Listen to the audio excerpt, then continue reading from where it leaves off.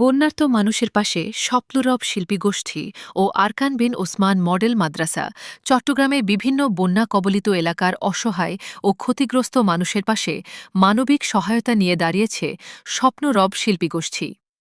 এই মানবিক কার্যক্রমের আয়োজন করেন চট্টগ্রাম শহরে অবস্থিত আরকান বিন ওসমান মডেল মাদ্রাসার পরিচালক মাওলানা কোয়ারি আতিক বিন ওসমান।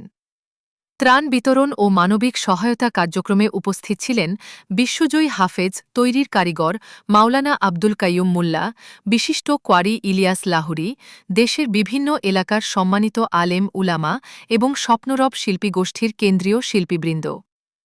এ সময় তারা বন্যায় ক্ষতিগ্রস্ত পরিবারের মাঝে প্রয়োজনীয় ত্রাণ সামগ্রী বিতরণ করেন এবং দুর্গত মানুষের খোঁজখবর নেন।